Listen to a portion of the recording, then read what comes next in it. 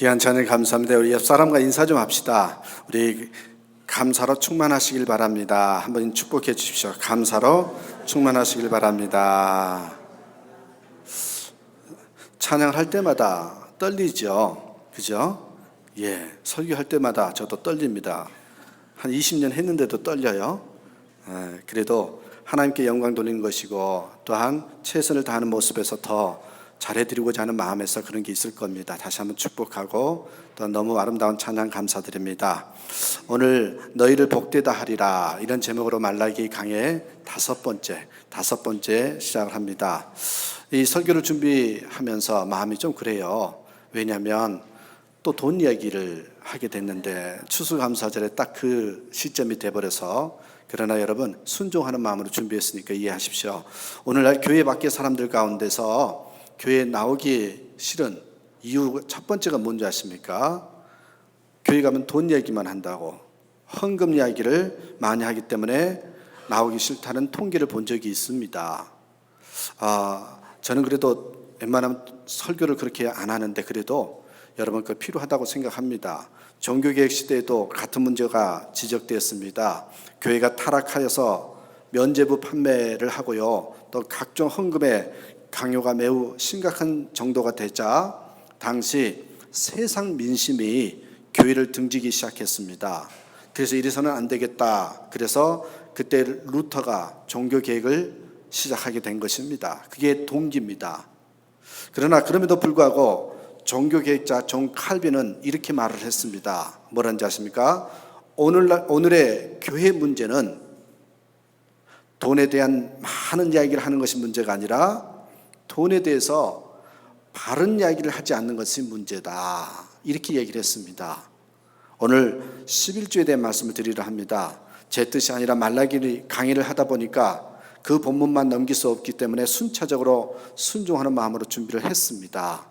이 추수 감사절이기에 감사 얘기를 해야 되는데 돈 얘기를 해서 좀 그렇습니다만, 그래도 어떤 면에서 보면 맞는 말씀이기도 합니다. 이 감사에 대한 내용은요, 오후 설교에다가 집중해서 준비해 놨습니다. 그래서 오늘은 조금 마음이 불편하시더라도, 특별히 교회 신앙생활 한지 얼마 되지 않으신 분들이라도 부담이 되는 말씀이 될 수 있지만, 만약 부담이 된다면 거룩한 부담으로 받아들이시고, 그래도 오늘 말씀 가운데 은혜가 임하기를 간절히 부탁을 드리겠습니다. 자, 첫 번째로 보시겠어요? 1번 이렇게 썼습니다. 돈 지갑 회개가 출발점이다. 돈 지갑 회개가 출발점이다. 루터가 그런 말을 했어요.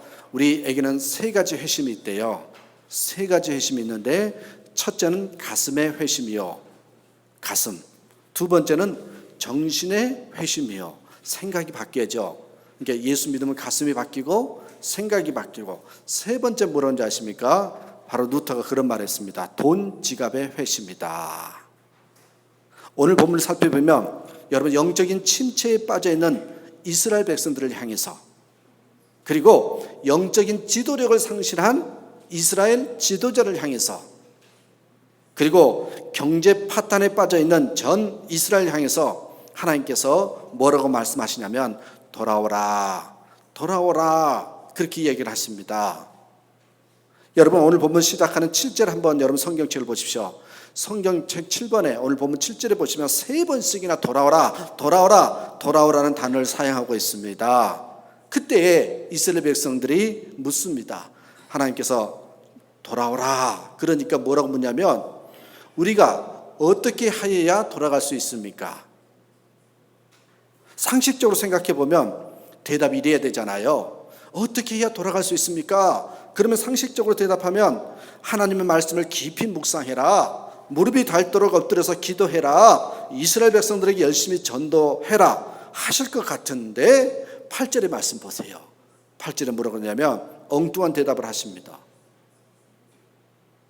뭐라고 하냐면 사람이 어찌 하나님의 것을 도둑질하겠느냐, 그러나 너희는 나의 것을 도둑질하고도 말하기를 우리가 어떻게 주의 것을 도둑질하였나이까 하는도다. 이는 곧 11조와 봉헌물이라. 한마디로요, 우리가 어떻게 하면 돌아갈 수 있습니까? 그랬더니까 대답이 뭔지 아십니까? 너희가 11조를 떼어 먹었답니다. 이게 무슨 다 대답이 이렇게 엉뚱해요? 이스라엘 백성들이 하나님께 항의합니다. 하나님, 앞뒤가 맞지 않습니다. 백성들아 회개하라 해놓고 왜 돈 얘기를 하시는 겁니까? 그러나 말라기서를 통한 하나님의 음성은 돈에는 영적인 의미가 있다는 것입니다. 돈을 어떻게 쓰느냐 하는 것을 보면 그 사람의 영적인 수준, 그 사람의 인격, 그 사람의 가치관을 알 수 있다는 겁니다. 단순히 재물의 문제가 아니고 우선순위의 문제랍니다. 하나님께서 우리에게 하나님 앞에 범죄했습니다. 함부로 살았습니다. 방탕하게 살았습니다. 회개하게 하신 후에 여러분 한번 생각해 보십시오. 그래, 너희들 잘못했지? 그래도 죄값은 치루어야 된다. 이렇게 말씀하시면서요, 죄값으로 너희들 다리 하나를 잘라라. 여러분 그렇게 하는 게 쉽습니까? 아니면 너희들 그동안 회개하는 마음으로 헌금해라. 어느 게 더 쉽겠습니까? 여러분 헌금하는 것이 가장 쉽습니다. 그래서 이렇게 대답하신 거예요. 너희들 그동안 떼먹은 거, 하나님한테서 도둑질한 거 만불 내놔라. 여러분 그게 쉽습니까? 아니면 아브라함처럼 네 자식 하나 죽여서 하나님께 바쳐라. 만불이 낫습니까? 자식을 하나 주는 게 낫습니까? 여러분 돈 회개가 가장 기초적인 회개이기 때문입니다. 돈 회개가 가장 쉬운 회개이기 때문에 이야기를 하는 것입니다. 이 회개 못하면 여러분 다른 회개 못합니다. 또 한편 이 회개가 마지막 회개요, 마지막 결단입니다. 그런데 왜 하나님께서 그냥 11조를 떼먹었다 그러지 않고 여러분 보세요, 도둑질했다고 말씀하실까요? 주인이 누구냐 하는 것입니다. 주인이 누구냐 하는 것입니다. 내 시간의 주인이 누군지 아느냐? 네 직업의 주인이 누군지 아느냐? 내 사업의 주인이 누군 줄 아느냐? 생명의 주인이 누군 줄 아느냐? 너희 나라와 온 백성의 교회와 우주 삼라만상의 주인이 누군 줄 아느냐? 나다. 하나님이 나다. 이렇게 말씀하신 거예요. 하나님, 그러면 우리는 무엇입니까? 너희들은 청직이다. 너희들이 청직이라고 하는 사실을 분명히 선언하는 징표가 있어야 되는데 그게 바로 11조랍니다. 그를 인정하는 태도가 11조랍니다. 그것을 인정하고 살아가라는 것입니다. 이 고백과 선언 없이 하나님을 주인으로 모실 수 없다는 겁니다.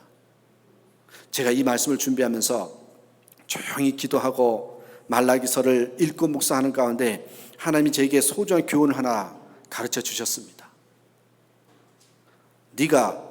내가 부지런히 땀 흘리고 일해서 열심히 10개를 벌었는데 그 중에 하나를 하나님 앞에 갖다 바치는 것이 12조인 줄 알았는데 아닙니다. 우리가 가진 모든 것이 다 누구 것이다? 하나님 것이랍니다. 10개 모두 하나님의 것입니다. 내 것 아닙니다. 하나님 앞에 깨끗하게 10개를 드리는 것입니다. 그랬더니 하나님께서 10개 중에 하나를 받으시고요, 나머지 9을 선물로 은혜로 돌려주시는 것, 이게 바로 11조입니다. 그렇습니다. 여러분, 그래서 여러분 돈지갑 회개가 요 회개의 출발점입니다. 그게 가장 쉬운 겁니다. 그래서 엉뚱하게 우리가 이해할 수 없게 돈 얘기를 하시는 겁니다. 두 번째 보시겠어요? 두 번째는요, 선악과는 오늘도 있다는 겁니다. 이 대표성의 원리입니다. 여러분 선악과 이야기 아시죠? 11조는 선악과와 같은 것입니다. 많은 사람들은요, 이 에덴 동산에 있었던 선악과가요 저주의 나무라고 생각하는데 그렇지가 않습니다. 자세히 다시 한번 읽어보십시오. 창세기를 잘 연구해서 읽어보면 선악과는요 축복의 나무였습니다. 많은 나무들이 있었습니다만 수많은 나무들 가운데 선악과는요 메시지를 가진, 말씀을 가진 나무였습니다. 다른 것 아무리 따먹어도 괜찮습니다. 그러나 선악과는 소중히 지켜야 하는 것이었습니다. 이것은 마치 여러분 비유하자면요 종자와 같은 것이었습니다. 여러분 메이플라워를 타고 아메리카 대륙을 향해서 가던 청교도들, 지금 미국을 개척한 사람들이 청교도들 아닙니까? 그들이 마지막에 사랑하는 자식이 굶어 죽어가는데도 종자를 저들에게 먹이지 않았습니다. 날고기를 잡아 먹으면서도요 종자를 없애지 않았습니다. 왠지 아십니까? 이 종자는 내륙에 가서 씨를 뿌려야 하는 것이기 때문에 그렇습니다. 이것만큼은 소중히 지켜야 하는 것이었습니다. 축복의 종자였습니다. 은혜의 종자였습니다. 내 삶의, 내 생명의 종자였던 겁니다. 그래서요, 메이플라워를 타고 왔던 청교도들, 미국을 개척했던 그들은 이 종자를 굉장히 중요시 여겼습니다. 이 종자와 같은 게 뭡니까? 선악과입니다. 11조는 선악과와 같습니다. 여러분, 이것을 소중히 잘 지키면 은혜가 되고 축복이 됩니다. 그러나 이것을 따먹고 나면 저주가 되는 거죠. 그러니까 선악과는 지키면 축복이요, 따먹으면 저주였습니다. 11조는요 마찬가지입니다. 11조 생활을 지키면 축복이요, 따먹으면 저주라는 겁니다. 오늘 우리에게 은혜의 선악과가 있습니다. 십자가의 선악과가 있습니다. 그것을 소중히 잘 간직하면, 믿음으로 아멘으로 순종하고 받아들이면 우리는 구원을 받습니다.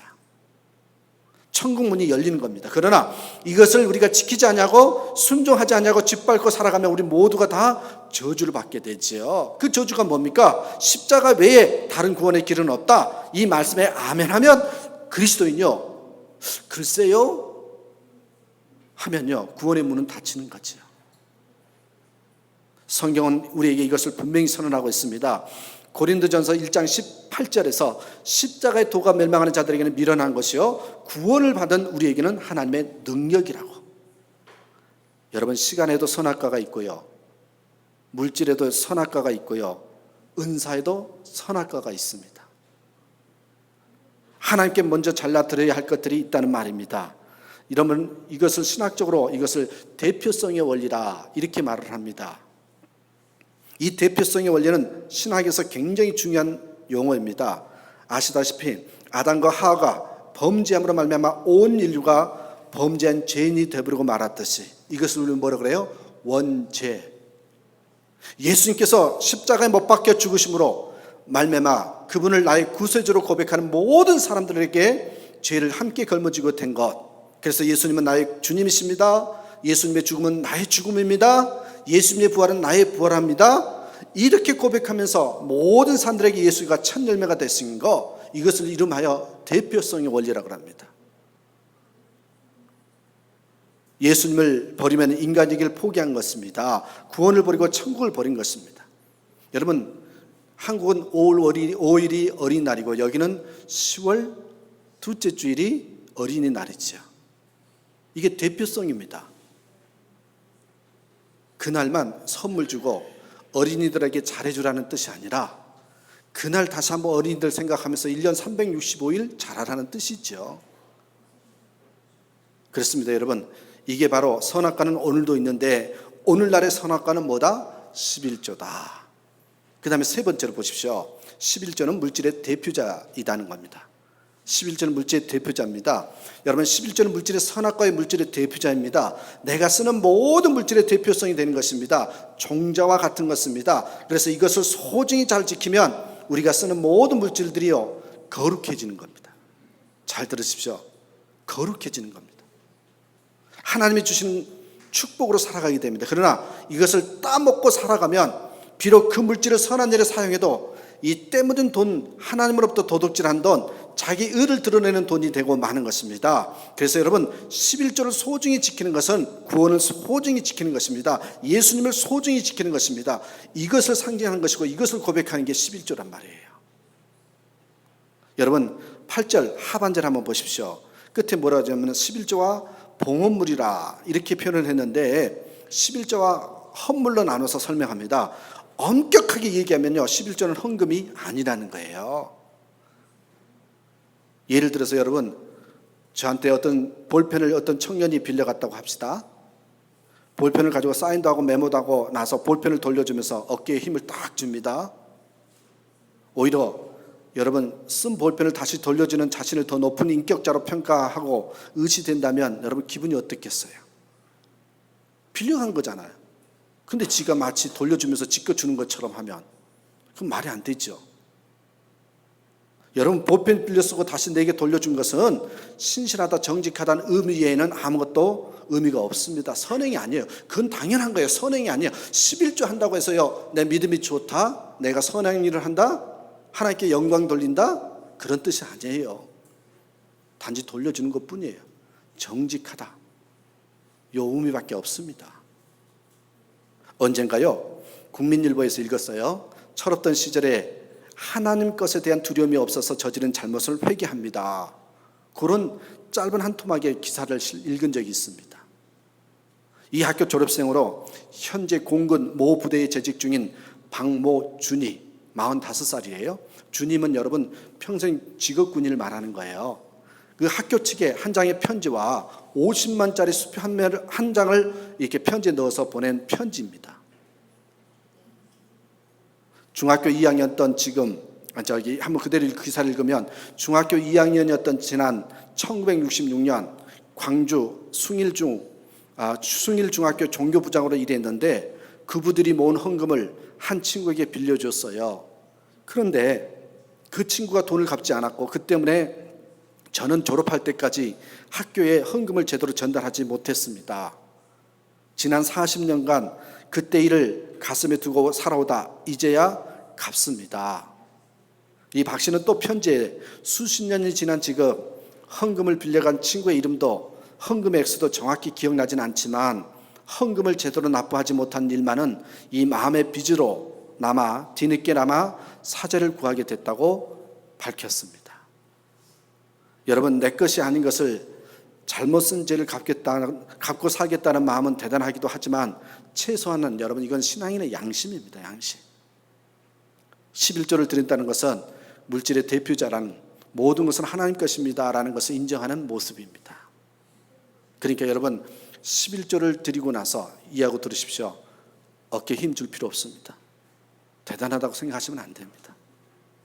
네 번째 보십시오. 네 번째로 성경의 원리로 드리는 11조가 온전한 11조입니다.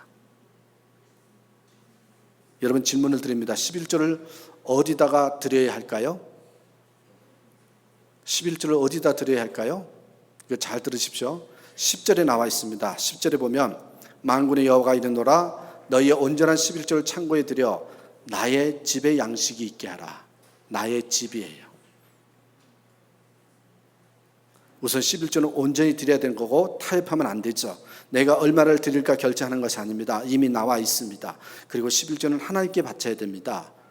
내가 꼴 먹는 그 자리에 예배 자리에 바쳐야 됩니다. 내 영혼을 위탁하고 살아가는 하나님의 몸된 집 교회에다가 11조를 바치라고 말씀하고 있습니다. 잘 들으십시오. 우리 교회도 다른 교회를 다니신 분이 11조를 보내주셔요. 그런데 저는 분명히 이야기했습니다. 찾아가서 말씀드렸습니다. 그래도 11조는 본교회에다가 드리셔야 됩니다. 그래도 보내주는 건 어쩔 수 없죠. 받아야 되는데 정식으로 정확하게 말하면 자기가 다니는 교회에다가 11조를 바쳐야 되는 겁니다.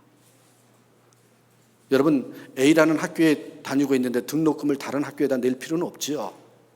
마찬가지입니다. 또요 어떤 사람은 11조를 이해하고 들으십시오. 누굴 타깃으로 한 것은 절대 아니니까 이해하고 들으셔야 됩니다. 어떤 사람은 11조를요 고아원에다 갖다 주고 선교 헌금을 내기도 하고 이웃을 위해 구제도 하는데 여러분 이것은 11조의 주인이 물질의 주인이 여러분 자기가 되고 마는 것입니다. 그리고 여러분 자기 의를 드러내는 것입니다. 11조든 헌물이든 자기가 직접 하는 것이 직접 하는 것은요 용서하고 들으십시오. 자기 장사입니다. 저는 이런 분들을 죄송합니다만 존경하지 않습니다. 제 주변에도 종종 있습니다. 그냥 싸우기 싫어서 가만히 있는 것이지 잘한 것은 아닙니다. 여러분 주님의 몸된 교회를 통해서 전해지는 것이 성경적인 원리라는 거죠. 정말 구제하고 싶어요. 좀 더 어려운 교회에다가 내가 이 11조를 보내고 싶어요. 그러면 좋은 방법은요 교회 목사님을 찾아가든 교회 리더를 찾아가서 내가 이렇게 11조를 하지만 이 11조는 교회 이름으로 거기를 좀 보내주셨으면 좋겠습니다 하고 의논하셔서 그렇게 하는 게 최고의 좋은 방법입니다. 자기 이름으로 하지 마십시오. 여러분 많이 봤습니다. 교회에다 11조를 하지 않고요 그걸로 선교 헌금하는 사람도 봤습니다. 구제 헌금하는 사람도 봤습니다. 요즘 교회 못 믿겠다고 NGO 거기다가 보낸 사람도 많이 봤습니다. 제 친척 중에도 있으니까요. 그러나 여러분, 그거는 온전한 건 아닙니다. 분명히 말씀을 드립니다. 또 여러분, 어떤 분들은 11조를 하면서요, 무명, 이름을 밝히지 않는 것을 대단한 공로로 생각한 분들이 있는데요, 착각입니다. 아닙니다. 잘 기억하십시오. 여러분, 성경에 남을 돕고 남을 구제하는 것은요, 오른손이 하는 것을 왼손이 모르게 하라고 그랬습니다. 하지만 여러분, 믿음은 뭐라고 그랬는지 아십니까? 믿음은 선포하라고 그랬습니다. 그래서 여러분, 요 11조 헌금, 감사헌금, 교회 모든 헌금들은요, 선언하고 하는 것이요, 당당히 하는 것입니다. 그건 믿음으로 드리는 겁니다. 여러분, 구제 헌금을 한다든지 이웃을 도울 때는 오른손이 하는 것을 왼손이 모르게 하는 것입니다. 내 돈이 누구에게 갔는지 몰라야 됩니다. 기억도 하지 말아야 됩니다. 그래서요, 저는 여러분께 요 성경의 원리대로 드리는 11조의 원칙, 헌금의 원칙을 이 단어로 심플하게 말씀을 드립니다. 한번 따라해 보시겠습니까? 믿음은 공개적으로. 다시 한번요. 믿음은 공개적으로. 선행은 은밀하게. 이게 공식입니다. 믿음은요, 여러분 공개적으로 하는 거고요, 선행은 은밀하게 하는 것입니다. 이게 성경의 원리입니다. 11조는요, 믿음입니다. 헌금은 믿음입니다. 그걸 무명 헌금을 하면서 자랑스럽게 생각하지 마십시오. 여러분, 어느 교회가 무명으로 했는데 그것은요, 동기가요, 이런 원리 때문에 그런 게 아닙니다. 11조 하도 많이 냈더니 집 보증 서달라고, 집 없긴데 보증 서달라고 해서 귀찮다고, 그게 문제가 될 것 같아서 무명 헌금을 했던 겁니다. 착각하시면 안 됩니다. 성경에는 그렇게 나와 있지 않습니다. 여러분, 정직한 11조는 미루지 말고 모아서 하지 말고 반드시 매월 드리는 것이 온전한 11조라고 합니다. 어떤 분이 11조를 결단하면서 깜짝 놀랄 일 몇 가지가 있었다고 했습니다.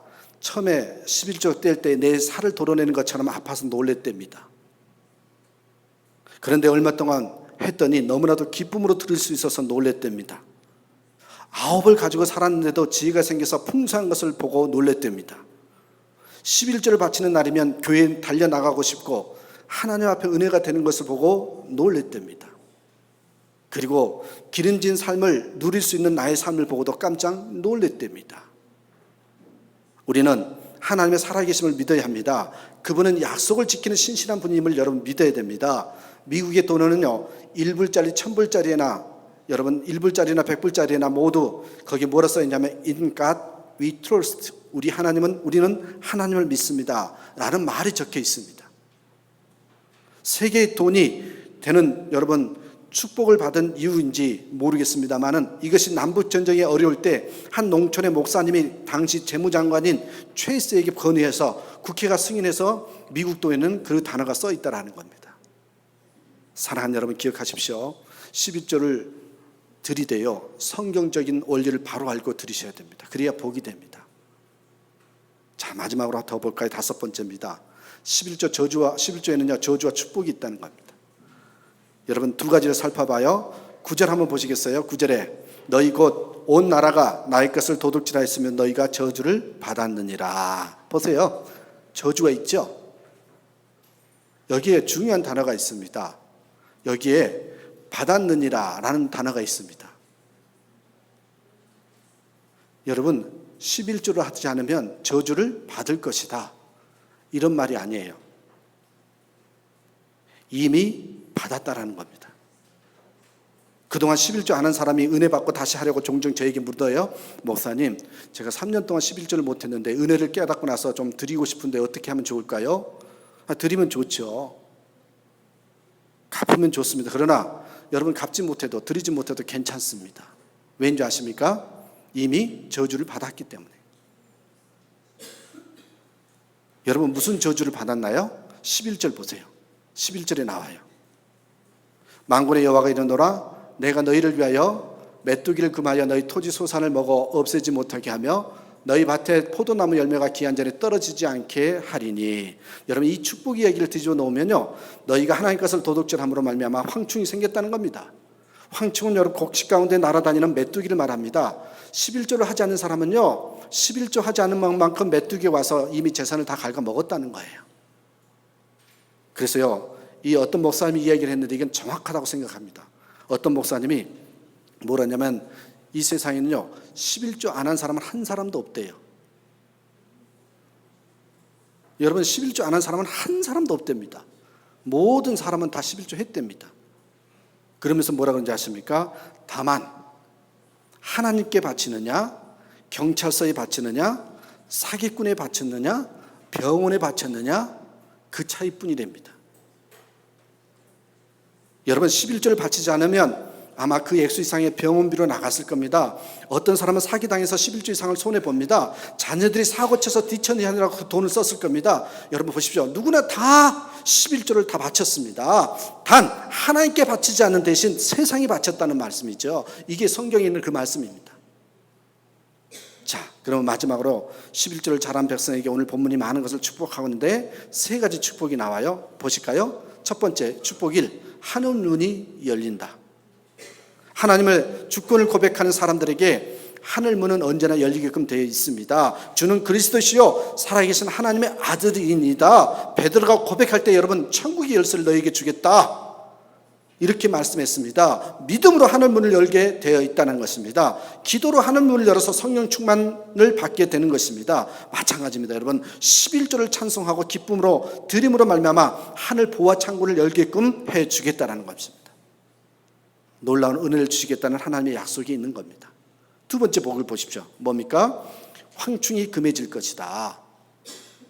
농사를 지었으면 주인이 먹고 살아야 되는 거지요. 사업을 열심히 했으면 회사에 황충이 생겨 망합니다. 어떤 가정은 행복한 가정이 시작했는데 애정생활에 황충이 생겨서 가정이 파탄에 이릅니다. 어떤 사람은 건강하게 살았는데 건강에 황충이 생겨서 질병으로 고생을 합니다. 그러나 11조를 온전하게 들으면 인생에 황충이 먹지 않을 것이라고 약속을 했습니다. 세 번째 보십시오. 기한 전에 떨어지지 않게 해주겠다는 겁니다. 농사를 지었어도 여러분 열매를 거두지 못하고 기한 전에 떨어지면 저주 받은 것입니다. 인간의 수명이 70이요 80인데 여러분 기한 전에 떨어지지 않게 하겠다. 학교에 입학했는데 기한 전에 떨어지지 않게 해주겠다. 결혼을 생활을 시작했는데 결혼이 마칠 때까지 기한 전에 떨어지지 않게 해주겠다. 임신한 여자가 해산하기 전에 낙태하는 거 기한 전에 떨어지지 않게 하겠다. 사업을 시작했는데 중도의 기한 전에 떨어지지 않겠다. 이 약속입니다. 그리고 말씀하시기를 만군의 여호와가 이르노라 너희의 온전한 11조를 창고에 들여 나의 집에 양식이 있게 하고 그것으로 나를 시험하여 보라. 이런 말씀이 있죠. 신구약 성경에 하나님을 시험하지 말라는 말씀이 얼마나 많이 나옵니까? 하나님은 시험당하는 분이 아니십니다. 그런데 신구약 성경에 딱 한 군데요 하나님께서 시험해보라는 구절이 나와요. 오늘 본문입니다. 오늘 본문 11조를 교훈하면서 하나님께서 시험하라고 합니다.